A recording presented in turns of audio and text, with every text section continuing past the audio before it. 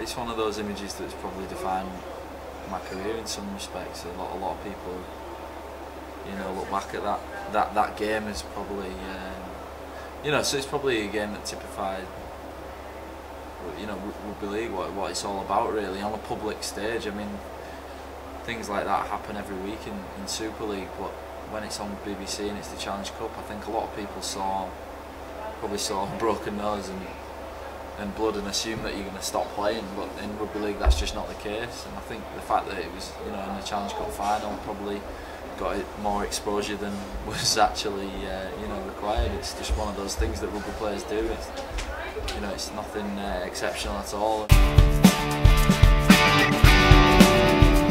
Which is it's probably one image from my career that I'll never forget. It's 2004, 4 weeks or 5 weeks before the Challenge Cup final, where we played Wigan at the Millennium Stadium in Cardiff, and we played Bradford, and we sent an under-strength team down to Wigall that day. And I just remember starting the game. I was pretty young at the time, and starting the match and knowing that all the media and everything was against us because no one had picked a weakened side. And after 6 minutes, I did a high tackle on Paul Deacon accidentally, but it was a pretty bad tackle in all honesty, and I got banned for 4 matches, which led right up to the week of the Challenge Cup final. You know, and I just remember being devastated because I thought, as a young lad, having 4 weeks off there was no chance I'd get picked for the final. But fortunately enough, I got selected by him, rewarded, and played in the final. It's probably one of my greatest rugby league memories to be involved in that final.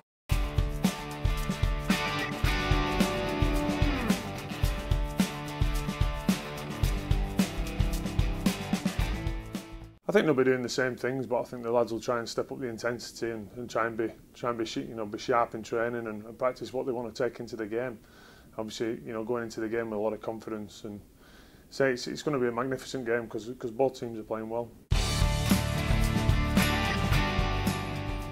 It's definitely the biggest derby game in Super League. You know, it's full house Friday. You know, it's a sellout, and you know, I'm sure this is going to be no different. You know, they're very much like a final game. You know, the games fly by, such a fast pace, and you know, I think you've got to enjoy it while it lasts. And you know, I said Friday's going to be a magnificent game. Both teams coming into it on the back of good form and 2 good wins against 2 of the top teams. So it's going to be a special game. Yeah, I don't think it gets any better than playing in front of a full house at Knowsley Road, and certainly against Wigan. You know, the old rivalry, and you know, I've been involved in quite a few of these games, and pretty fortunate over the last 4 or 5 years on the winning side quite often. So I mean, Saints have got the upper hand at the moment over Wigan. You know, they obviously fancy themselves this year to challenge that. But obviously it's going to be the last ever Good Friday game at Knowsley Road, and nobody wants to lose it, especially St.Helens. I think they're the ones that you know you really enjoy is when you win a close fought battle. You know, the 75-0 was a freak game. I mean, you know, they're usually the games saved for Challenge Cup rounds against your second division teams, and to be honest, the games that you don't really enjoy. You know, they're not. That's not about challenging yourself, and you know, but to do it against your local rivals at Wigan and the team they had at the time, you know, was magnificent to be a part of, and obviously that's one that's going to go down in the record books for a long time. I think Michael Maguire's obviously, you know, come in and done a great job. They look a lot fitter than they did, and I think there's a lot of players playing with confidence. You know, you look at Amos Roberts, and he's a completely different player than last year. You know, he's playing with confidence, and he's always had that ability. You know, we've all seen him when he was in the NRL, and you know, I think that's, you know, it's always difficult coming into a different country and playing and finding your feet. And I think he felt like the first year, but obviously he's starting playing now and enjoying it.